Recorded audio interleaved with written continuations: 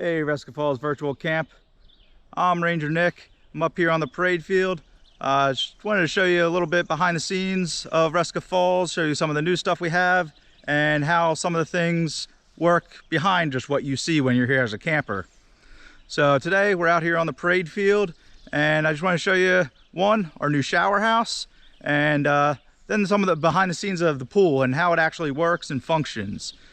So here we are at the pool house. And here I am to introduce you to our new shower house. It's a new shower house. We built this right at the end of camp through about November. Great new addition of 7 new stalls, all individual stalls. They all have a toilet, shower, sink in each one. Pretty nice little additions. Like I said, we have 7 of these. Attached right here, right next to the old pool shower house.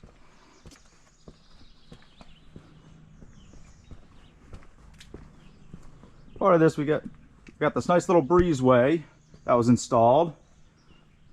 Now we have lockers for everyone to store and lock their stuff up in. Additionally complete with one handicap stall. All complete with some motion sensing lights and exhaust fan. So pretty nice little addition. Now part of this, and the stuff that I really like, is the stuff that really makes it work. So here we have a complete chaseway to allow me any access in any of the utilities for any of these stalls. So as you can see, I have full access to all the plumbing, all the new electrical. Here we have water access, so we can switch it between the winter and summer water sources. Certainly only some buildings in camp have water over the winter. We have a lot bigger water system over the summer. Here we have all the controls for the hot water.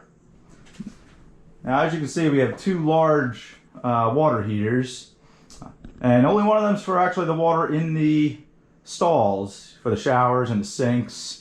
The other one's actually a whole system that pumps a hot liquid through the floor. So through the concrete floor, there's tubing for radiant floor heating, which allows us to keep this open year round, so that way keep it at a good temperature, and that way the entire water system keeps from freezing. Here you can see all those PEX tubes that go into the concrete, and they're pumped through, so keeps the concrete at a certain temperature, which will then in turn keeps the air inside the shower house warm enough to keep all the pipes from freezing. Now we do actually have 2 of these systems in place, and one of them is to actually heat up the outside sidewalk. Now that one we certainly don't keep on all winter, but it's a nice little addition to the projects. That way, even in the coldest of months when we're getting snow and ice and everything, we can keep this sidewalk clear, so that way it's nice and safe for everyone to walk through. So this is our new addition. Like I said, we just finished it in November. It was going to premiere opening sometime this spring. Obviously there was a little damper on that, but hopefully come this fall we'll be able to have people using it through the winter, so that way, regardless of if you're in a site or you're in a cabin with maybe only 1 shower, everyone will be able to have access to this, and stay clean, use a nice bathroom. Certainly good for the families. So here we are at the pool. Certainly looking a little bit different than usual for this time of year. As you can see, we've kept the cover on the pool over the summer to help keep the water clean and help maintain the chemical levels. Just a little behind the scenes. You guys might think of the pool and just think, okay, it's a pool, it needs chlorine, and it's done. A lot of different balancing goes into the pool water. This includes that chlorine level or whatever other disinfectant a pool might use. It includes the pH level, so the overall acidity of it. And that acidity actually has to deal with how aggressive the water is. Whether it'll eat away at the plaster bottom of the pool or not. Having to deal with that too, you got to look at the hardness of the pool water, so a lot of calcium, and then also the alkalinity. All these create a perfect pool balance. So even while we're closed, it's still important that I'm up here a couple times a week, keeping the pool water balanced, keeping everything level, so that way the pool plaster stays intact and the water stays clear. We don't have a large algae buildup. Right now, truthfully, the pool water is nice and clean. Certainly a lot of chlorine in there right now, though. Just with the summer heat, creates a lot more algae. And but we're maintaining it. See the hose there sticking into the pool. Currently also vacuuming the pool to keep all that algae growth down. So it should be good to go for next summer. I just gotta keep maintaining this all summer. So now here's some more behind the scenes. You guys might have seen this big building behind the pool house. That's our pool pump house. Very important for keeping the pool water clean all summer. A little bit easier to maintain right now without people in the pool, but over the summer with all the people swimming, it brings in a lot of different dirts and everything into the pool, so it's very important to keep it clean. So out here, this is our chlorine storage. There's 2 huge vats in there that hold over 300 gallons of chlorine, which we pretty much go through in about a week or 2, depending on the temperature and total number of swimmers in the pool. So a big truck pulls in, drops off the chlorine, and that's how we disinfect the pool all summer. Right now, currently using stabilized chlorine granulars. It's more of a powder, so that way I can just add that to the pool without having to pump it in. But here's the top floor of our pool pump house. Now this is a really cool system over here. It's called a chemtrol system. So you'll see on the right there the control box. From that control box, there's 2 sensors that all the water pumps through right down in there. Now those 2 sensors will measure the oxidation reduction potential, which basically just measures how much the chlorine is effective in disinfecting the pool. And then there's a pH sensor to measure that acidity. Now as those sensors go into the control box, they then activate these 2 pumps over here. The large one on the left for the chlorine, to pump all that disinfectant in to keep the pool at a good level. It's only between 2 and 4 parts per million while people are in there. And then the other one will pump the acid in to keep that pH level sustained throughout the day also. And that's what this large vat is here, is a acid solution to do that. Now right below me, a little bit daunting here, we have grates, which gives you access to the surge tank. Currently empty, but normally it'll hold just over 10,000 gallons of water, which is just a surplus of water for the pool. So that way, as water splashes out, water from here can go in and it can also get refilled.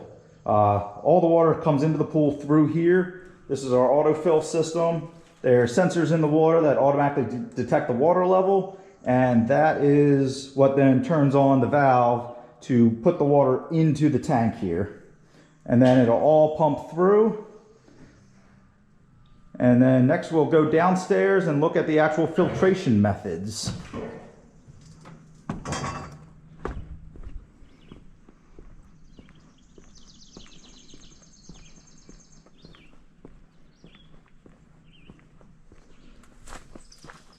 Alright, so here behind sports, pool actually has its own transformers that lead into it because it does draw a lot of power down here for the pumps. So here we are in the pool pump house. Okay, right now you're seeing 2 large vats in front of you, stainless steel vats. These are the filters for the pool. Well, they hold the filters for the pool. These are the actual filters. Within the large vats, there's 5 of these per vat. Each one of them will filter, they each have a filtration media of 175 square inches. Or square feet. And here is where the filter pump would be. Now during the winter and everything, I gotta take some of the pipes apart and I take the motors out and keep them in a climate controlled environment just to keep them from freezing, keep them fresh, keep the electric motors good to go. But that's where it would normally be. Now that's a 10 horsepower motor that pumps all the water through these two vats to filter it. Before it goes through filtration, it does go through the skimmer to get out any large media. And then it'll pump through, and these filters will get out all the small pieces. All the really, really small bacteria and dirt and oils and everything else. And that's why it's so important for you to shower before you come into the pool, because especially the oils in your skin, the dirt you bring in, these filters will clog very quickly if you're not showering before coming in. Then they have to be cleaned a whole lot more often. So this side over here, once again, all taken apart for the winter, but this is where we have a 5 horsepower pump to power our slide. So there's a separate pump exclusively for the slide. Just like the main filter pump, it'll pump water out from the bottom of the deep end and then push it up towards the slide whenever that slide pump is on. So pretty cool. Once again, we took the pump out just to keep it in a climate controlled environment for the winter and still now. Last thing down here is this is where all the chemicals actually pump in. I showed you the pumps upstairs, and this is where they actually pump into the water right before being introduced back into the pool. So as you can imagine, there's a lot of chemicals go in. So in a week we can easily go through 300 gallons of chlorine, maybe 25, 30 gallons of acid. So a lot of chemicals going into the water right here.